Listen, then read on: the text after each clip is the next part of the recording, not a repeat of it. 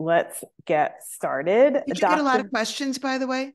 Interestingly, I got a few questions from men, and that's only happened, I don't know, less than a handful of times. I don't have that many male followers. And, certainly the direction you would like to take this is completely up to you. We'll see where it goes. Yeah, But it's interesting because when I look at my analytics, it's like 40% men, which I don't believe. I think it's women using men's computers. Oh, interesting. Yeah, sure. I have, I think, less than 20% male followers. Most are women. And honestly, I didn't really even believe that. But when the subject came up and I got genuine questions, I thought, well, these are important. No, there are men. I mean, because men are desperate for information. Yes. And so they are certainly listening. Yeah. Okay. Yeah. Oh, great. Thank you. All right, we'll see where it goes. Okay. Dr. Lauren Streicher is a clinical professor of obstetrics and gynecology at Northwestern University's Feinberg School of Medicine. On an international basis, Dr. Streicher worked remotely to support Kenyan physicians at the African Infectious Disease Village Clinic over the last 20 years. Dr. Streicher has appeared on hundreds of TV shows, including The Today Show, GMA, Oprah, CNN, NPR, Nightline, and is currently the on-air medical correspondent for Chicago's top-rated news program. Finally, Dr. Streicher writes regular columns for Prevention Magazine and The Ethel by AARP and has authored several books, including The Essential Guide to Hysterectomy, Sex RX, and Inside Information, a series of books about menopause, including Slip Sliding Away, Turning Back the Clock on Your Vagina, and Hot Flash Hell, a gynecologist's guide to turning down the heat. And on top of all of that, she hosts a podcast, Inside Information, Menopause, Midlife, and more. Thank you again. Welcome to the Perry community, Dr. Streicher. So I have to say, when I sat down to prepare for this call, there was a large part of me that felt like, kind of like, why are we even talking about this? They should know already. Why is it up to us to inform the men in our lives? And of course, very quick reflection made me think that's absurd, and whatever and whomever our relationships are with, those people cannot and should not be responsible for reading our minds. That being said, I did extend the topic to my husband, and I said to him, so what would you have wanted to know in the very beginning that you didn't know about perimenopause? And he came up with like a litany of things, but he's been listening to me talk about this subject and ruminate on myself going through it for several years now. So it comes easily to him. The 5 things that you might think, and certainly we're not limited to 5, and maybe it's less than 5, but I'm imagining, this scenario where maybe a couple comes into your office and the woman says, I'm feeling this, this, and this. And she ticks off a whole bunch of symptoms, and you think immediately, well, she's in perimenopause. And he might, kind of be at a loss, kind of maybe be rolling his eyes, like whatever the emotions are. Where do you begin? Well, let me start with a different scenario, because the scenario that you just painted for us is actually not typical. I would say that well over 90% of the women that have come to see me for a consultation about menopause have come on their own. Mm-hmm. The real scenario is when I am with my husband and he is surrounded by men who are plying him with questions, because he is not a gynecologist, he is not a doctor, but they know that he's living with an expert, and they know that he has been to every one of my lectures and that he is a surrogate me, if you will. Yes. So I hear from my husband all of the questions that these guys are asking. And that's really my window into what's going on with these guys. What do they really want to know? What are they curious about? And what do they know and what don't they know? And in defense of guys, when you talk about, how is it that they don't know this stuff? The women don't know this stuff. Yes, exactly. And many doctors don't know this stuff. So I don't fault men for not knowing this.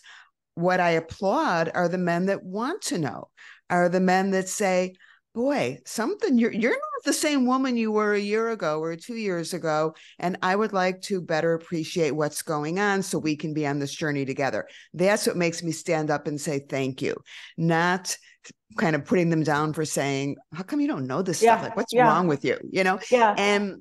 And I think that's the point of view we need to take, because people are educating themselves across the board on this. So let's help out the guys. Because if you think the women don't have access to good information, well, I can promise you that the guys do not.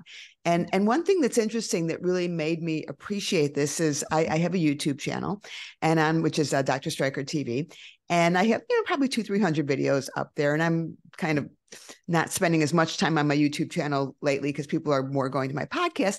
But anyway, a few years ago, I put up a video that I almost didn't put up because I thought it was so silly. Sometimes you just think, oh, come on, you don't want to, insult people's intelligence. And this just seems so silly. But for a variety of reasons that are unimportant, I had taped it and I thought, well, I'll throw it up there and see what happens. And the video was maybe a 5-minute video on how to use a vaginal lubricant. Now, keep in mind, this was not a video on which lubricant to use, what are the best lubricants. This was how to use a lubricant. So we're talking like you open the bottle, you squeeze it on your fingers, you put it on the penis, you put it at the opening of the vagina. I am talking more views than any other video I have ever put up there by, exponentially. An insane number of views of that stupid little video. I shouldn't call it a stupid little video because obviously it spoke to a lot of people. But when I look at the analytics, as you can, it was like 90% guys that were saying, okay, I know I'm supposed to use a lubricant, but I don't know what to do with it. Where do I put it? When do I use it? So even the simplest things are meaningful. And when you talk about 5 things, I can come up with 500 things. Yeah. But certainly at the top of the list is really understanding lubricants, not only how to use them, but which ones to use. And I always tell guys, if you want to be the guy on Valentine's Day, don't show up with flowers and don't show up with chocolates. Show up with a really great lubricant or maybe a lubricant warmer, and you will be, the best guy ever for having thought of that. So what do guys need to know about lubricants? First of all, it is normal for a woman to need a lubricant when she is peri and postmenopausal, not just to make sex pleasurable, but to make sex possible. And that's a paradigm shift right there, because a lot of people, even who are young, will use lubricants because they just think, well, it's going to make it a little more fun or a little more slippery. But when we're talking peri and postmenopause, it's not optional. So you don't start by, let's see how it goes, and then if we need it, we'll use a lube. It's, no, I'm going to be at the ready with the lube. So how are you at the ready with the lube? Well, first of all, you have to buy the right lube. You're not just going to go down to the kitchen and get some coconut oil. That is not what you're going to do. You're going to go to the store or online and you're going to get a silicone lube, because the silicone lubes are not only the most slippery, but they're the ones that are going to be the least bothersome to women, because we know that a lot of the water-based lubes are very irritating. They can actually dry out the tissue. So I'm going to make it real easy for the guys. Don't even think about, like, there's so many lubes out there. And also, by the way, when you put lube in your search engine, be sure and put vaginal lube. Otherwise, you're going to get something for your carburetor. Right. You don't want the lube for your carburetor, right? Right. So you want to put vaginal lubricant, silicone. Any one of them is going to be great. There's Replenish, Silky Smooth. You can get some of these in the drugstore, but get a silicone lube. And then automatically you're going to take that lube and you are going to not scrimp on it. You are going to use a lot of lube, and you're going to put it all over your fingers, and you're going to apply it to your penis, and you are going to put it all around the opening of her vagina, and you are going to have it at the bedside ready to reapply. And if you really want to, kind of go over the top, you're going to make sure that lube is nice and warm, because who likes cold stuff on their genitals? Yeah. You don't want cold lube on your penis any more than she wants cold lube on her vulva or in her vagina. So you can warm it by throwing it in a warm bath in the sink. If you're a planner, you can do that a little bit in advance. And or you can, spring for a lube warmer. And there's a number of them out there. Some you can put the lube of your choice in it, and some you have to buy the lube that comes with it. But the point is have the lube, be ready with it. Don't apologize for it, and don't wait for her to ask. Don't wait for her to say, I'm dry, it hurts, I need some lube. And while we're on the subject of hurting, if despite the lube she's still having pain, and even if she says, no, it's okay, keep going. Don't stop. Sure. Stop. Because what's going to happen is not only is it going to be an unpleasant experience for her, and why do you want to cause this person you care about pain? But by pushing through, it's not going to get any better. It's only going to get worse, because then her muscles are going to tighten up. So sometimes intercourse has to be off the table, and you can have as much sex as you want, but it's just not penetrative sex. You turn to other things, right. and then she needs to get to see someone who can help her to get rid of the pain, because pain is not okay. It is never okay, in spite of the fact that she might say it's okay, because she doesn't want to act like she's not happy about the fact that you're having sex, and she wants to please you, and she wants, all of that. We all get into our heads about, well, I don't want to sabotage this sexual encounter because that might sabotage the relationship, and I don't want him to be unhappy, and I love him, so I'm going to let him do this. You have to get past that and say, we're in this together, and let's figure out how to have a pain-free, mutually pleasurable experience. Thank you for that so much. And just to circle back for a moment, as people are jumping on, I so appreciate your pointing out from the beginning that we can't expect anyone to know anything that's going on with us. And physicians don't know everything. That's changing. It's easy sort of in this niche, and I think in this community even, where women have this sort of safe,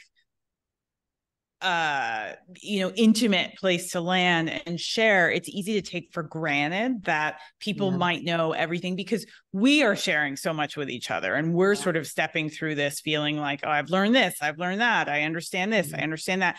We can't make those assumptions about our and in partners. fact, in my work over the last, many years, and obviously, like you, I'm always talking to audiences. I'm always talking to women that this may be their first time joining. And you forget all these things that we talk about again and again and again. Yeah. This is news for so many people. And to your point about physicians not knowing this stuff, they don't. Mm-hmm. You would think that they do. There was an article that just came out, I don't know if you saw it this month, in a journal, looking at what is the training that most physicians get in OBGYN programs for menopause. And you're thinking, if anyone's going to get it, it's going to be the OBGYNs, right?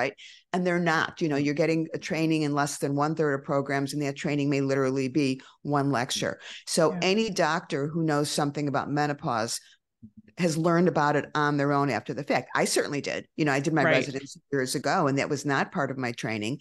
And then as I got more into the menopause world in the last 10 years or so, is when I really did the deep dive, and I really became an expert. I was not an expert 15 years ago. Yeah, I hear this a lot. Yes. Between this, this and nutrition is another thing that comes up a lot that just wasn't taught broadly and sort of given the attention that it so deserves. People have sort of taken it on themselves to. But also, people need to understand, they say, well, why isn't this taught in medical school? There's really no time to do everything in depth. I mean, if you were to hone in on anything, whether it's thyroid disease, and you say, okay, there's only one lecture on thyroid disease. That's the nature of medical school, is basically it's an overall survey of learning how to learn these things. And then the onus is on the individual to say, these are things that are important, and I'm going to learn more. So often women will go to their doctors expecting them to be an expert. Then they might be a really, really, really good doctor and have delivered your babies and done your hysterectomy and all of this, but that doesn't mean they're a menopause expert. And sometimes you just need to seek someone out. Thank you for that. Okay, before we get into some of the questions that I have, is there a second thing on your list that the men in your life you would want to know? Yes. Yes. Okay. This is number 2, and this is a big one. Okay. This is one that people really need to remember. A vibrator is not a reflection on a man's inability to please a woman. It's a reflection on his ability to want to please her. So it's not about his inability. It's about his ability. It's saying, in order for you to have an orgasm, because the nerve endings in your clitoris are not as sensitive as when they were 20, that's going to take some stimulation with a vibrator. And therefore, we are going to, again, this is the overall theme that we started with, is being a mutually pleasurable experience. So in order for this to be a mutually pleasurable experience, a vibrator is the tool. And I actually don't use the word toy. I use tool, because a toy is something that makes it more fun, right? But a tool is something that you really need in order to get where you need to go. So a vibrator is the tool that men should have, along with that nice bottle of warm lube that we talked about, which is there to please her, because that's going to make everyone's experience much better, much better. Terrific. Thank you so much for that. 3. Another third one. Okay. The fact that she doesn't want to have sex, it's not about you. It's not about you. It's that she hasn't slept a decent, 8 hours and too long to remember. She's exhausted and sex hurts like hell. So if she is cleaning out the linen closet at 11 o'clock when you're in bed waiting for her, it's not because she doesn't love you. It's not because she doesn't like you. It's not because she's not attracted to you. She is in avoidance mode because of other reasons. And we all do this. We all get hurt. We all think, oh, maybe it's because he or she doesn't like me or isn't interested in me, and it just isn't attracted to me anymore. And that might be the case. I'm not saying it's never the case, but it may very well be because she's just avoiding because sex is no longer pleasurable. So thank you for that. We actually did get a question. I received a question from a man who said, what can I do about her lack of desire and my unchanged desire? It's a problem, to be honest. Yeah. And again, as I was thinking ahead on this call, I thought about all of the things that weigh in, and I so appreciate sort of where you're landing in addressing these things. Overlapping that is, I think, what you just touched on, this, maybe it is you, maybe the relationship has changed, maybe she's in a different place, all of that other stuff. And I don't want to dissuade anyone from sort of getting into it, certainly here on the call, if people had questions about that or comments about that. But I appreciate that you're sort of landing where you are on it, because there are ways to make things better. And it's okay, at least for a little while, a little bit of this call, to sort of approach this as though this is a couple who want desire, want to remain together. But I will say that this is one comment of a few that I got where a man was just sort of like, we're in two different places here. Yeah. Desire discrepancy is probably the number one sexual complaint that we see post-menopause. And unlike painful sex, which is actually kind of straightforward when it comes to my world, about, okay, someone comes in, they're having pain. And after I do my exam and talk to her, 99% of the time, I can fix that. I can see what the problem is, whether it's, tight pelvic floor muscles, or whether it's skin changes, or whether it's vaginal dryness. These are all things that I can fix. Libido, desire, is in a completely different category. And that's because it is so multifactorial. There is no way that you can say there's only one thing, because the impact of all of the psychosocial things that we think about, what is the relationship dynamic? What are the past experiences have been? What's been going on in their world with stress and all of that? And then we get into the physical things. Is sex no longer pleasurable because it's painful? And then we get into midlife. People also have other medical situations that may impact, and you can't forget that. So as an example, a lot of people are taking antidepressants, they're taking SSRIs or another medication. Maybe that's killed desire. Maybe it's that there's a medical condition like diabetes or cardiovascular disease. We know that heart disease in women is just explodes at this time. And a lot of women who've been diagnosed with a cardiac problem, even if they've been told it's okay to have sex, they're afraid. And we don't address that enough. So the point is, in answer to this excellent question, which is probably one of the number one questions we get, is there are solutions, but it's not necessarily an easy solution. And it starts with a conversation. It starts with a conversation saying, listen, I love you. I desire you. I sense that your desire is not the same, and I would like to better understand why. And, you know, some things are really straightforward that a guy can ask a woman. Is sex, when we do have sex, are you having pleasure? Are you having any pain? Are you able to have an orgasm? Let's just start with that, because people generally don't desire things that are not pleasurable. And then if she says, actually, yes, once we get going, I enjoy it. I just don't think about it. You know, people have to separate desire versus pleasure, because it's not the same thing. Someone might have pleasure once they initiate sex, but they're just not in the mood. Right. So then if that's not the case, then you start to say things like, well, when did it change? I mean, that's important too. Sometimes it's a very gradual thing. Sometimes it's something abrupt. But really, you don't want to put the onus on the man for having to figure this out. I mean, he's not a professional. Sure. But you can certainly, by starting with the conversation, you let her know that, first of all, you care. You appreciate the fact that there are a lot of things that might be getting in the way of libido. And then you can figure out, is this something that she needs to see a physician who can help her? Is this something that a sex therapist would be able to address in terms of their relationship, in terms of other stressors? So it's not always straightforward, but it is certainly solvable. It is something that people can do. Dr. Streicher, I'm sorry. I'm just going to pause just for a second and ask everyone to just please mute your device. Sorry about that. It might take a minute, but if you would just please mute.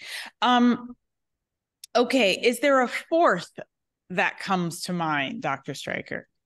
The fourth thing is those hot flashes are real. Yeah. Okay. Yeah. It's not nothing. You know, if she's throwing off all of her clothes and getting up in the middle of the night to take off her pajamas, don't be dismissive. Don't like do the rolly eye thing. These hot flashes are not just a minor nuisance from, you know, I mean, like everything else, there's a range. And for some women, it is no big deal. They get a little warm, they take off their shirt, they're fine. Other people, it is just devastating. Yeah. It's all day, it's all night, it's soaking their clothes.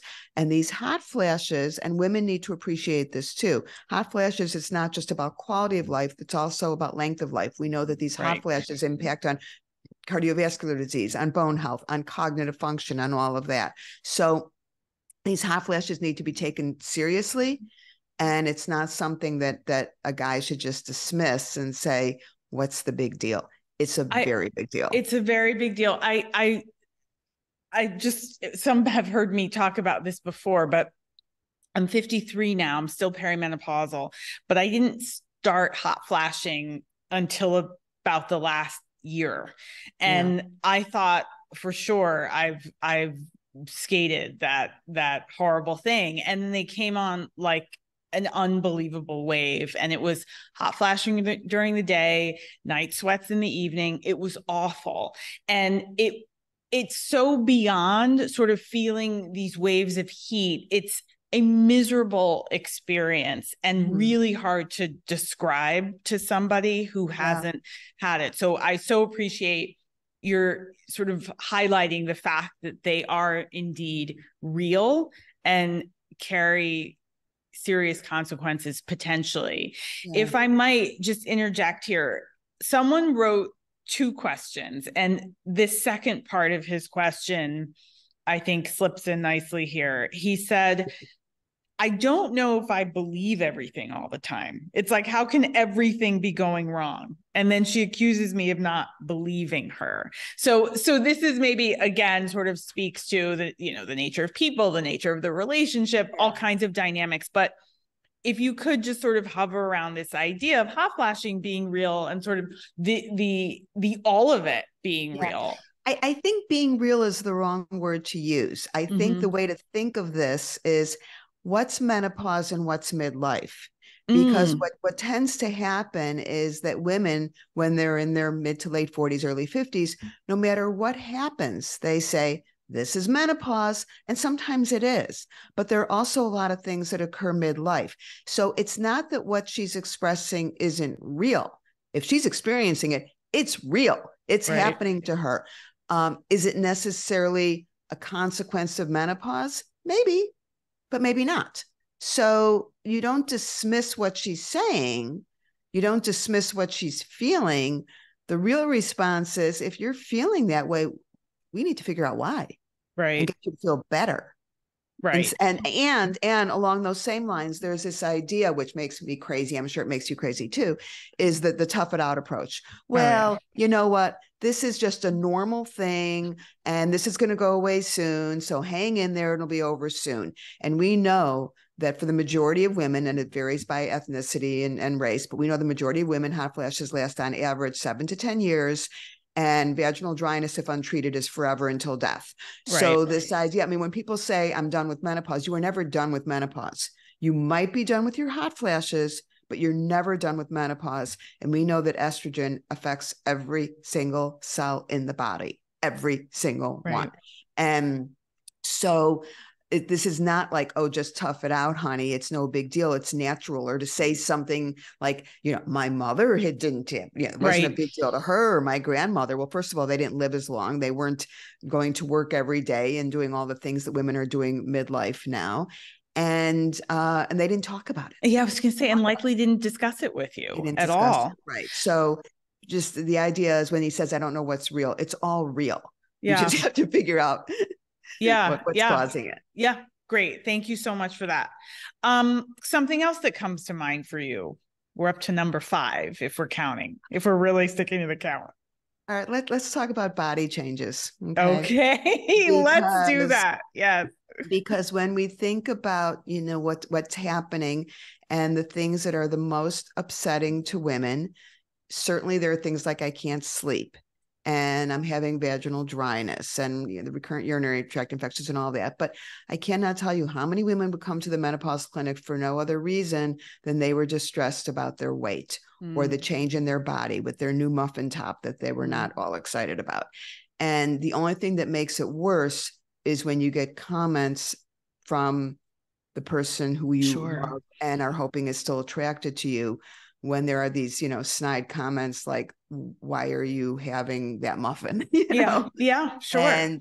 And really, again, you know, first of all, it's not like, let's just say, it's a sweeping generalization, it's not like his body's so great at this point. I mean, most men are also have changes that are less than fabulous, that they are expecting the women in their lives to have the same bodies when they were 20. And we're not even talking about the impact of childbirth and other things, but just in terms of menopause itself, there is going to be a redistribution of weight, so that even if a woman doesn't gain a pound, her body will change. That's just the way it is.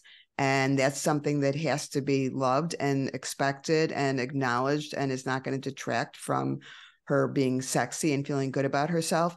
And if she has gained weight, you know, there's really 2 approaches to this. One is I, as a physician, I have an issue with the idea of the accepting obesity in this country. This is not okay. And I'm not talking about how people, what they find attractive or what they don't find attractive, but this idea that even if you're 50, 100 pounds overweight, that it's all beautiful and everybody is beautiful. And the reality is that we know that there are at least 18 cancers that are directly attributable to being obese, and not to mention heart disease and diabetes. And, you know, the fat is killing everybody, men and women. So my message is not, you know, oh, it's fine if she gains 50 or 100 pounds and accept it. It's okay. If there's a lot going on in terms of body changes, like everything else, that's something you have the conversation. I adore you. I'm still attracted to you. Those new love handles, hey, bring them on. It's great. I brought you this beautiful new, you know, lingerie that, you know, drapes over your hips if you're feeling uncomfortable about it. That's all okay. But you know, the other body changes, quite frankly, the guys are having a lot of the same issues. And that needs to be addressed as a couple. That's kind of a loving thing to do. If your loved one developed heart disease or diabetes, you'd be there for them and help them through that. And someone who is struggling with weight and obesity, you don't want them to get there, but it's tricky. It's tricky. So, you know, my message is that the body changes that occur in menopause, accept them, love them, embrace them, and let her know that if your body has changed or your breasts are, you know, droopier and your hips are bigger, that doesn't change my attractiveness. But if my attraction to you, but if, you know, things are getting out of hand, that's something to address together. As an aside, I did a survey some years ago it's called Biggest Bedroom Deal Breakers. And I did one for the men and one for the women. I should really publish this stuff. I never have, because it's like, oh, you should. And you know, I just thought I should do a podcast episode on it, because it was really I asked like 20 questions to each in terms of what are the biggest bedroom deal breakers. So I'm going to ask you, guess, when it came to the men, what was the biggest bedroom deal breaker when it comes to women? You know, what was it that they would notice in a woman that would just make them want to go run for the hills? This is a good question. I don't feel like there's much that would make a man go run for the hills that they would notice from a woman. But if there was a number one thing, I'll help you out on this. Yeah, it was not cellulite. It was not droopy breasts. It was not a big tush. It was not any of the things that women sit there and like beat themselves up about. Yeah. It was not any of those typical things. What was it? Hygiene. Oh, hygiene. Take a shower, ladies. Yeah. You know, take some time to take a shower, put on a little perfume. Sure. You know, that's what men wanted. Because part of it is this idea of, if she goes through the trouble to take a shower and put on some nice smelling oil or whatever, that's very erotic. And it's sending a message of, I'm interested, I care, I want you to approach me. So hygiene was number one. Number two was women who were not responsive in bed, meaning that she's just lying there silent. Men want a partner who is going to, if he's doing the right thing, let him know he's doing the right thing with the noises you're making. And if he's not doing the right thing, you should still also be in a positive, helpful way. Yeah. You know, it would really feel good if you did this. Not don't do this, but my daughter's a sex therapist, so we do a lot of stuff together. Fantastic. And she's amazing. We do a lot of she just did a podcast with me on faking orgasm, which was really fun. I got to talk to her. This is good. She's amazing. I love that. Yeah. And so she's really good at helping me out with the language. You know, you never say to a guy, "Oh my God, you think that feels good? My clitoris is like a mile away." You know, you don't do that. It's you know what would really feel good? If we took this vibrator while you're inside me and I held it on my clitoris. You know, it should all be a very positive thing. Positive. Being vocal, talking to the guy. That's what men want. They are not all in their heads about her thighs are bigger than they used to be and her belly's a little poochy. Believe me, they want someone who's responsive, who's willing, who's interested, and who smells good. And on the flip side, what did you discover or learn about the two number one things for women? I'm sorry, the top two things was streaks on his underwear. I'm just saying. Really? Which comes down to hygiene, you know? Yes. Yeah. And I think it's because a lot of times the women are doing the laundry. Yes. Streaks, and they're like, oh, I'm not going to sleep with this guy. But, you know, most of the stuff came down to hygiene as well. It was icky nails, teeth that are, you know, not white anymore. Whiten your teeth, guys, makes a big difference. And things like that. And of course, you know, that they're loving and kind and more so from the women. But it wasn't so much, again, body parts. Right. You know, I'm not attracted to him because his belly's big. So make sure you wipe really well. Wipe well. Oh, take a shower. I don't want to. Are you now sorry you asked that question? I'm a little. I'm always I'm amazed at stuff that goes on. That, you know, that's a tough one to wrap your mind around. Okay, I'm going to pivot for a moment to a couple of the other questions because I think they fit so well here.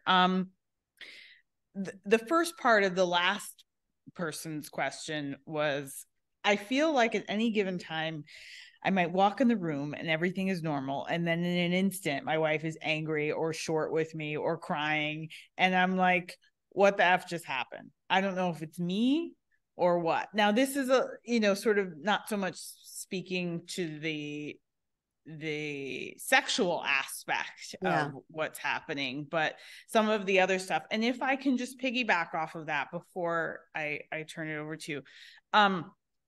I have a good friend who I met when she was probably starting perimenopause or in perimenopause. And she had had really tough periods her whole life. She had tough pregnancies. She was very, not just the physical part was difficult, but really, really the mental, emotional part was very difficult for her. And she ended up going through a divorce. And one of the things I never forgot that she heard from her ex-husband was, your cycles are so hard and so dramatic, and whatever it is that's going on with you now, and presume, like, I can assume now in retrospect it was perimenopause, but he offered that whatever it is that's going on with you now, it's like a wave at any given time. It was really, really a tough thing. So could you speak to that? Well, certainly we know that hormones have an enormous impact on emotional lability, on mood, which is very different. A lot of times cognitive function and mood get lumped together, and they're not the same thing. Both things are impacted in menopause. Cognitive function are things like word recall, memory, high level functioning, things like that. And mood, of course, are things like I'm weepy, I'm sad, I'm feeling depressed, and I'm snapping in inappropriate moments. And while he feels like things have changed instantly, there's been a lot that was going on before he saw the result of that. So why does this happen? Well, again, it's kind of like libido. This is multifactorial. There's a 9 gazillion things that can go under the heading of why she was snapping at him, including maybe he had streaks on his underwear. I don't know. But, that would be one. That would be one. And she started doing the laundry. But seriously, from just a perimenopause and menopause point of view, let's just talk about sleep for a minute. If you take any human being and they are sleep deprived night after night after night, there's going to be an enormous impact on mood and emotional lability. Say that to any guy. Try that trick and see how you do on 3 hours of sleep. Sure. And too often women are functioning on such fragmented, poor sleep as a result of hot flashes, sleep apnea, which increases at menopause, restless leg syndrome, and then just stress about aging, my life, what's going on with my sex life, relationship. I mean, there's a lot to keep women tossing and turning all night. And then they're trying to function the next day, and he walks in the room and thinks everything is just fine. And it's not going to take much for her just to, release all of that frustration. The other thing is even if someone is sleeping, we know that these hormonal surges can cause people to have emotional lability. That's part of it. So I'll say the same thing about her lack of libido is not necessarily a reflection on you. It might be, but it's not necessarily. It may just be a consequence of her own frustration. And it's almost like, whose body is this? Whose emotions out of this out of control feeling? And these are the kinds of things, of course, that if it is a direct result of these hormonal issues, this is where hormone therapy comes in. People are so afraid of hormone therapy, and I'm sure my message is the same as yours, is that hormone therapy is the safest, most effective way to not only deal with hot flashes, but also we know mood, cognitive function, and we're not even talking about bone health and genital health and bladder health and all that, but I think people don't think about it in terms of the emotional stuff. Again, it's this mindset of, I can do this, I can tough it out, I can be nice to my husband, I'm not going to lash out at him, when in fact what really needs to be is a little bit of hormone help. And I always say, if it was the guys that went through this, there would be no controversy about testosterone. Absolutely. They would be lining up at the pharmacy if their testicles completely shut down. I'm talking completely shut down, so that they were making a drop of testosterone and they were flashing. It's like a guy who gets treated for prostate cancer. They can't wait to get their testosterone back, because they're so miserable. But yet women are expected to put up with it. Thank you so much for that. Finally, another gentleman wrote in, and it really, essentially, I think it's of the same thread as the last. He said, this is really, really hard. It's hard to keep my chin up. She's miserable, and I want to help.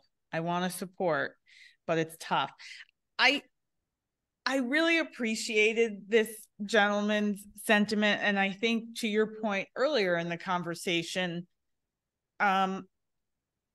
it's okay. There are unions here. There are men here in the world, whether they are coupled or not, who want to love and support and help. How do we sort of start to give language to broaching the conversation? This is why I started to write my books. I mean, exactly, because as you well know, there's a lot of information out there. Most of it is not good information, and it's very hard for people to know what's good and what's not good.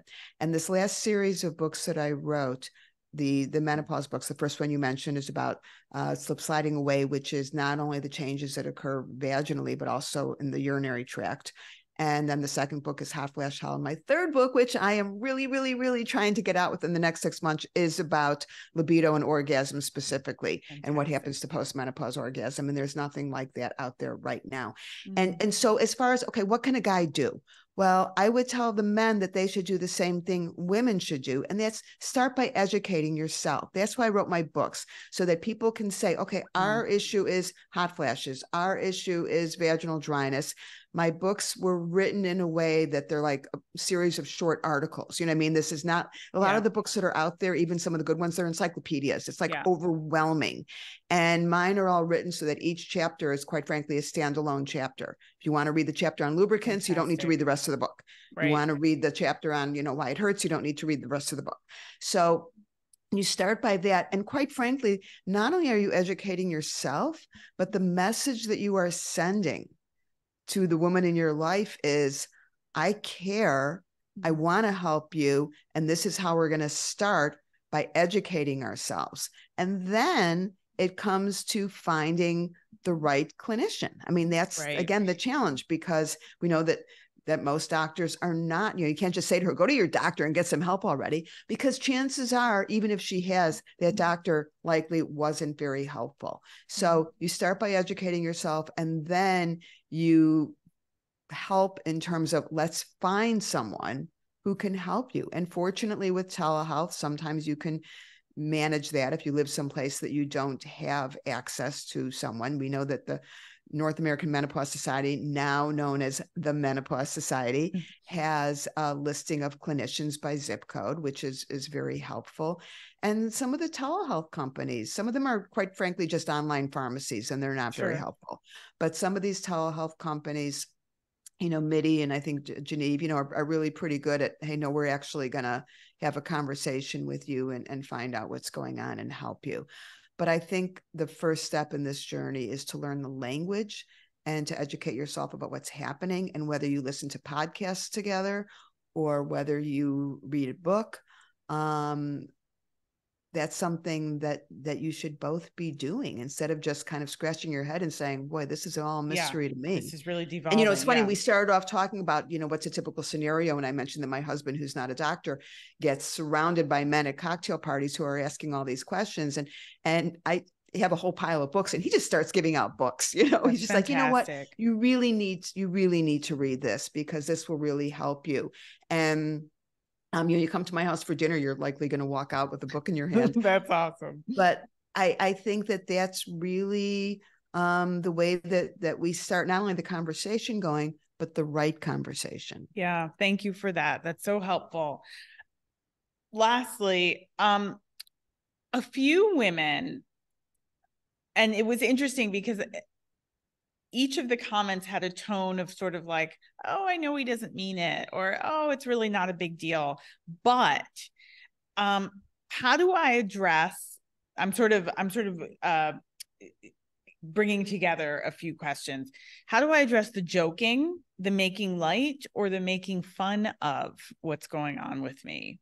I think you were reading my mind, because that was number 5 on my list. Great. Was don't make jokes. Don't make jokes.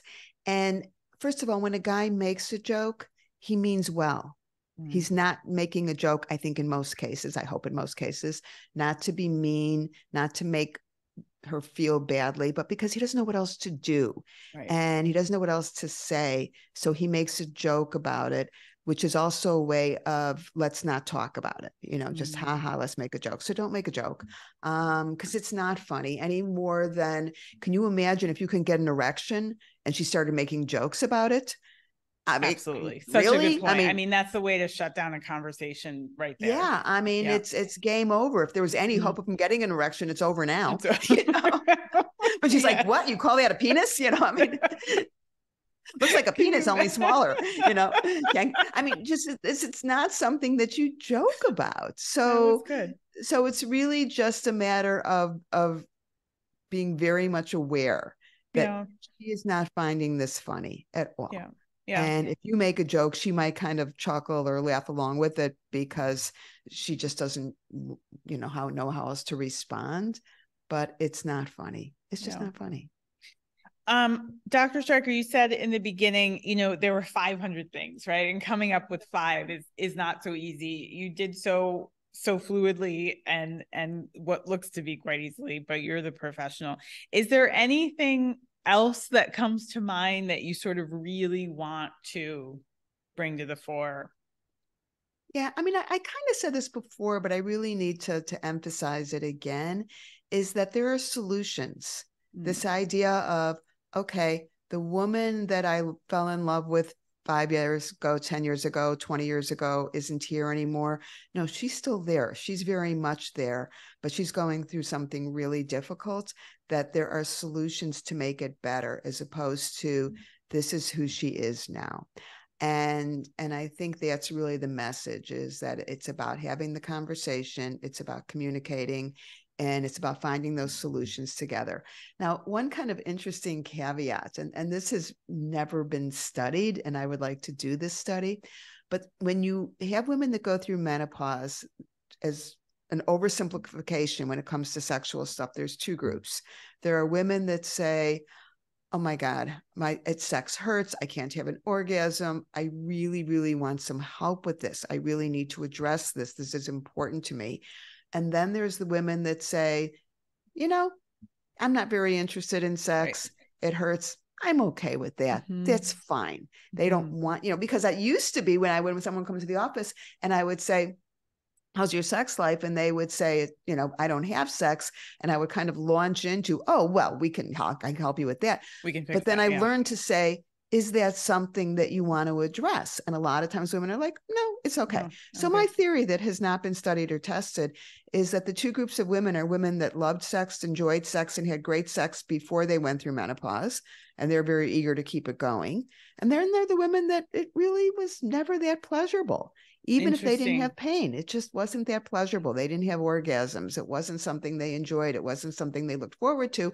So they're just as happy when they can take that off their to-do list. And is that kind of anecdotally what you've observed in your practice? Totally anecdotally. And because when someone says, I don't, really want to do anything about it. And I'll say, well, did you ever enjoy sex? And they'll go, no, something I did because it was expected and he wanted it. And so I think one of the things for men to explore is, okay, let's think about how much pleasure was she having before menopause? How good was it before menopause?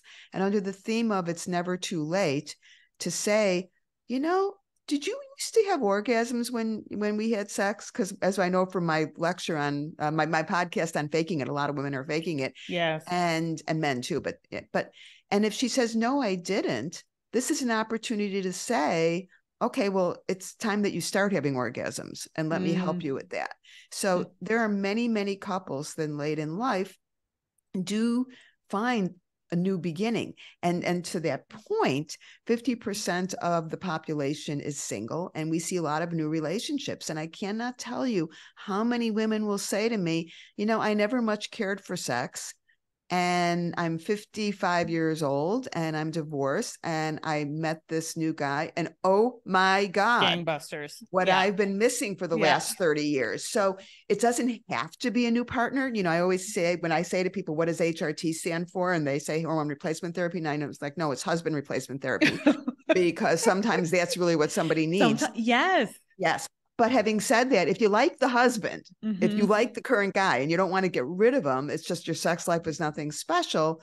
That doesn't mean that you can't change that, even if it's never been special. And the other thing also that people need to know is that there's no expiration date on a vagina. If you go through perimenopause, menopause in your late 40s or 50s, and now you're 65 and you say, you know, well, it's too late. There are cobwebs in there. Nothing's going in there. It's never too late. Right. I have had women in their 70s, 80s who were able to have penetrative sex. And the most important thing that needs to happen for that to happen is motivation. Right. If somebody says to me, this is something that is important to me, and I'm willing to do what I need to do to make it happen, it can happen. Thank you for that. Just to kind of loop it all together, as I'm listening to you in those last couple minutes, I'm thinking again about self-education and really about candor and honesty, both with yourself and with your partner, which again, sort of, you know, the lines can get a little blurry if there are other issues in the relationship or other issues with you or that your partner, but that sort of, you know, is motivating. It can be, whether or not, you know, wherever and keep you it land. Positive, not negative. The start of the conversation is, you never want to have sex. Yeah. The start of the conversation is, I would like it if we had more sex. Yeah. You know, very big difference. Very different conversation. It's a huge difference. One is just, she gets defensive. Well, of course I never want to have sex. You know, I've had an orgasm in 30 years and it hurts. Why would I want to have sex? As opposed to, I'm attracted to you and I would like to have more sex. Let's talk about why it's not happening and how we can make it happen. Dr. Streicher, you're just a gem. This has just been a fantastic conversation. I'm so grateful. I know you mentioned that you're working on another book and there's studies on your mind. Is there anything other than the other book that you would want us to know, look out for? Where can we find you and so on? Well, I'm doing a number of projects right now that I'm very excited about. One, of course, is the book that I'm working on. The second thing is I've got 2 surveys that people might want to participate in. And one is a survey I'm doing on the use of cannabis in menopause, because we know that a lot of women are using cannabis. They're not talking about it with their doctors. They're not getting a direction from their doctors. And I'm trying to learn more about what are women's experience with cannabis? What are they using? How are they using? And what are the results of that? The other one that I'm doing, survey that I'm doing, that I have a podcast on it. I think it's going to air not next week, I think in 3 weeks. Okay. And it's about something kind of interesting called peri-orgasmic phenomenon.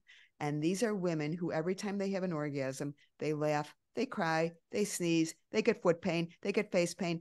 Weird things that have nothing to do with the orgasm. And it's not common, but it's more common than we think. So if someone is experiencing that, they should take the survey, because that's going to be something that I'm going to actually publish in the scientific literature. So where do you find me? Well, first of all, on social media. And where can we find the survey? I'm going to tell you, because on social media, like if you go to my Instagram account, then I've got a link tree in the bio, like a lot of people have. You're familiar with Linktree. You click the link tree, and then all the tabs show up.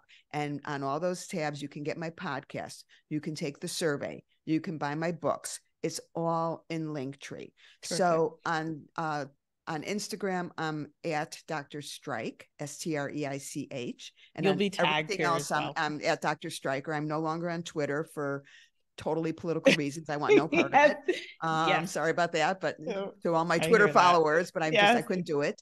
So I'm on LinkedIn, I'm on Instagram, I'm on Facebook. Primarily I'm spending most of my time on Instagram, though. That seems to be where people are interacting with me. I have a website, drstreicher.com, with more information. And then of course my podcast is available everywhere you can get a podcast. And then my books are on Amazon. So that's the rundown. And I hope people follow me, because I love this opportunity to educate women, to get them good information. My mantra has always been, if you give women good information, they will make good choices. And I'm sick of women being given bad information, dumbed down information, and no information. So that's what I'm trying to do here, as are you. Thank you. Thank you for that. Your mantra absolutely resonates with me. And I think those of us here in the community. We need good information. We are able to make good choices for ourselves, but we need it to be good and correct and make sense. You are wonderful. I can't thank you enough for this time, this Saturday morning. You're incredibly busy, and that you would have carved out an hour for us is just, I'm full of gratitude. So thank you so much. Anytime. Thank you to everyone who jumped on the call. And I hope to speak again, because you've got a lot going on, and I want to keep at it and keep amplifying all that you're doing and learning from you. So thank you. Thank you so much. Thank you for having me. I appreciate it. All right. Bye. Be well. Have a good weekend. Bye-bye.